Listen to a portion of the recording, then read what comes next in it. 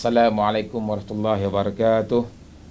Bertemu kembali dalam segmen Debaran PRU13 yang dibawakan khas oleh IMRTB. Bersama-sama kita pada hari ini ialah yang berbahagia Lieutenant Jeneral Datuk Seri Zaini Muhammad Said, iaitu mantan Panglima Medan Tentera Darat. Ya. Apa khabar Datuk Seri? Baik, Alhamdulillah. Alhamdulillah. Jadi petang ini kita nak berbincang sedikit tentang tajuk yang kita kira panas, iaitu pengajaran daripada peristiwa Lahad Datu ni. Mungkin ramai di kalangan rakyat negara kita ini yang mungkin terkeliru, mungkin tak dapat penjelasan tentang suasana yang berlaku, apakah pengajarannya. Mungkin Datuk Seri selaku seorang panglima tentera yang berpengalaman selama ini pernah terlibat dalam peristiwa di Jendali Sauk, Ya. kes Al-Maunah. Ya. Mungkin Datuk Seri boleh ceritakan sedikit sebagai mukadimah ini, senario yang berlaku antara peristiwa Al-Maunah dengan di Lahad Datu ni. Mungkin ada perbezaan atau sama macam mana? Kebanyakannya peristiwa antara antara kedua tu banyaknya perbezaan. Di Bukit Jenalik itu lain, kumpulan dia lain, kekuatan dia kecil, niat dia pun mungkin lain, suasana persekitaran pun lain, dan tahap latihan mereka pun lain, dan keadaan di mana mereka cepat kami kekang, membuatkan situasi selanjutnya begitu lain. Jadi berbeza dengan Lahad Datu. Lahad Datu kumpulannya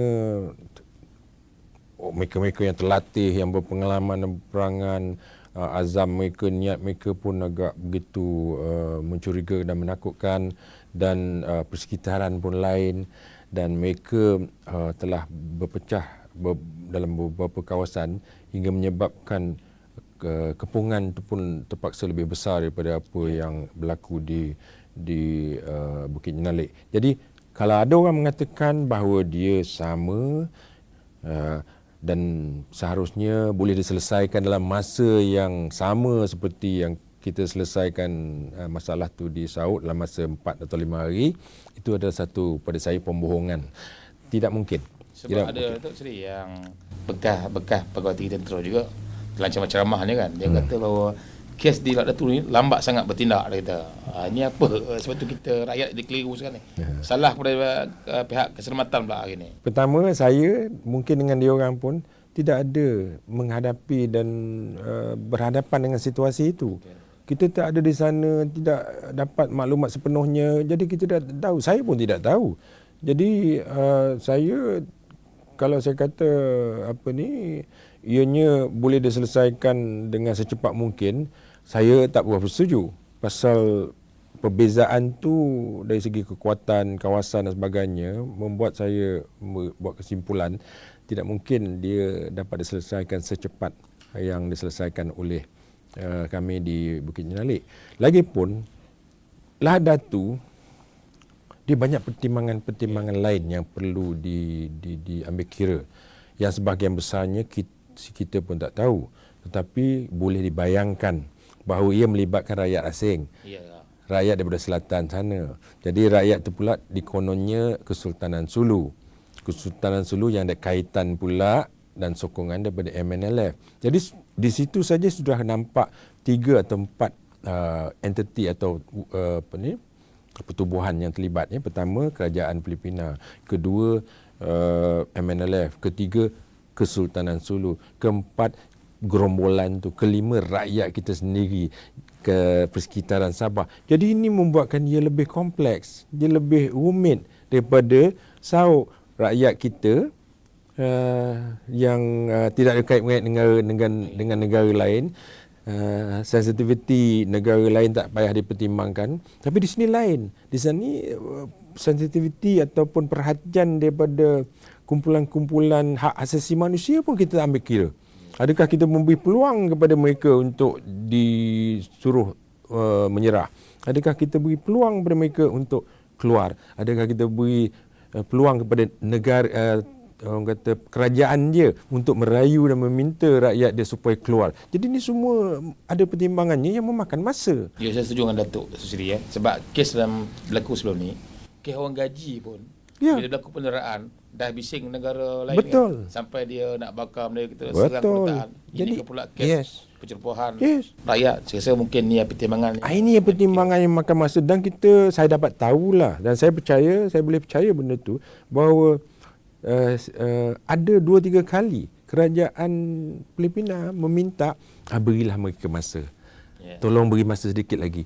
Jadi ini pertimbangan-pertimbangan yang mesti kita layani dan sesudah mereka tidak juga mau menerima, mendengar dan akhirnya melakukan tindakan yang keras, ya, kita lakukan serangan yang tegas dan keras dan tidak ada suara pun mengatakan kita tidak beri peluang pada dia, kita zalim sangat, tak ada, melainkan daripada kumpulan yang sama lah.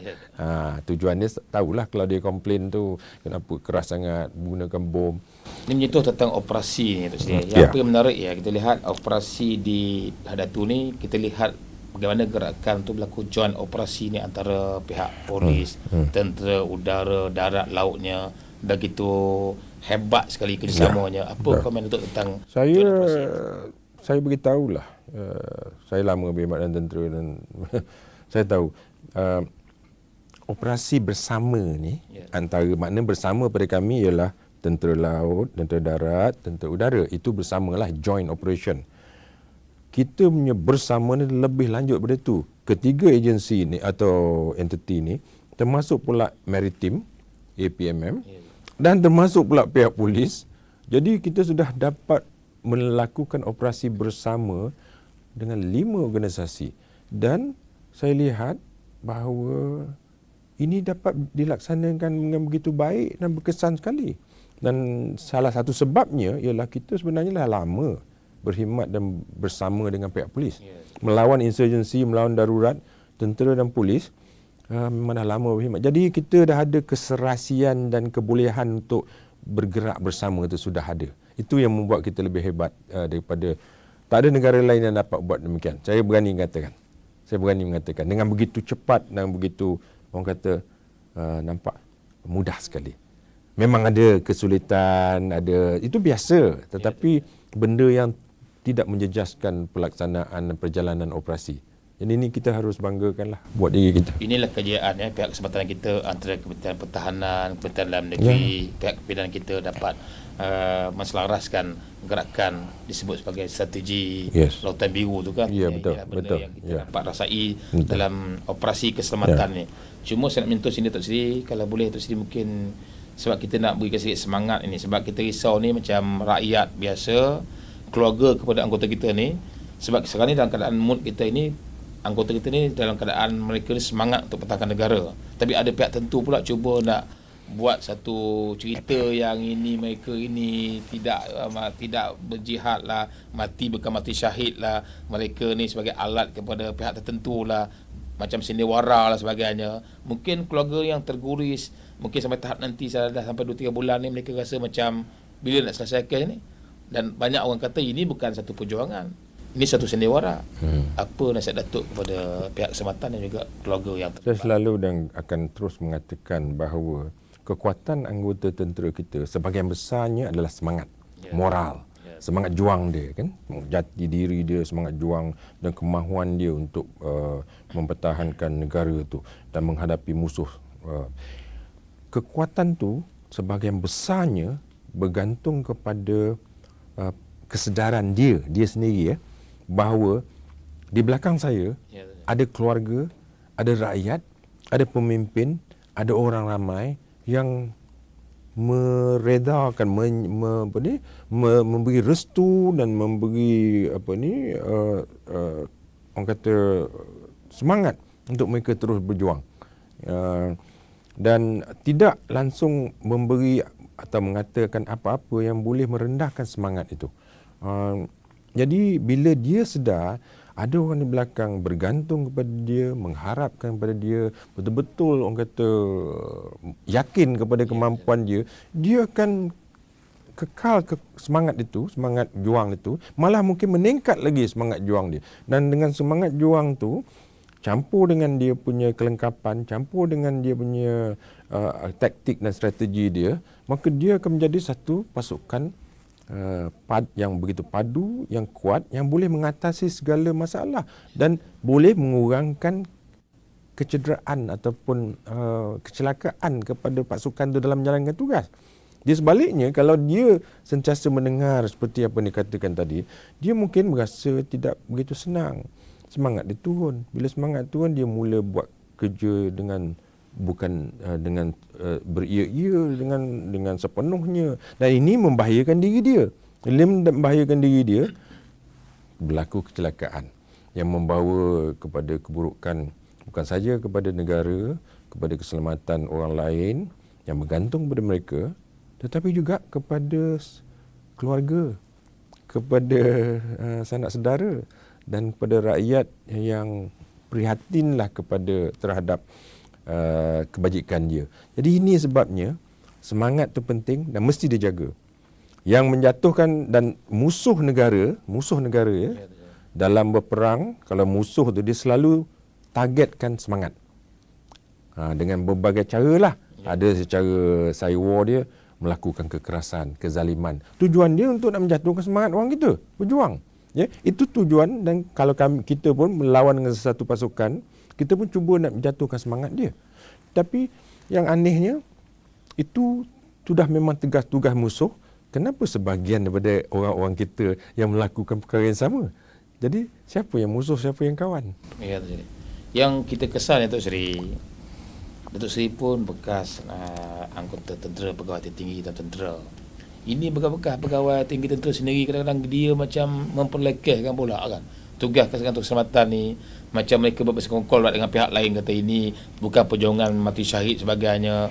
Apa pandangan Datuk Seri? Saya sedihlah perkara tu sebab dia pun sendiri tahu apa sebenarnya yang mereka-mereka itulah. Saya tahu dan kita kenal kawan-kawan saya juga dulu. Sebenarnya pada saya, mereka tahu sebenarnya keadaan sebenar. Tetapi mereka juga tahu bahawa audiens yang mendengar dan melihat mereka bercakap adalah kebanyakan orang yang tak tahu pula. Jadi mudahlah dia memberitahu perkara-perkara yang sebenarnya pada saya lah satu pembohongan, banyak pembohongan. Dia tahu sebenarnya sebagai contoh ya, kenapa diperlukan kekuatan yang sebesar itu. Bukan hanya untuk menangani kumpulan kiram 230 orang ni, tetapi juga untuk memberi keyakinan pada rakyat. Seterusnya untuk mengekang atau menghalang pasukan, orang kata reinforcement, tambahan daripada seberang.